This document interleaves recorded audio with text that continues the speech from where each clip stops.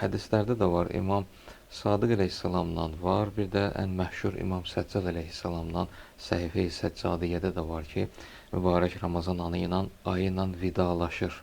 Hətta onun saatları ilə, dəqiqələri ilə Əssalamu əleykə ya şəhrəllahil əkbər belə bir söz buyurur ki, ey Allahın böyük ayı, salamat qal.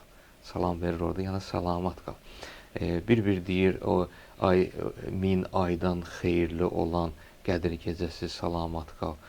Saatlarını, dəqiqələrini, günlərini, gecələrini, bütün bir növ, belə deyək, vidalaşır. Bir növ yola salır, özü də qəmli halda yola salır.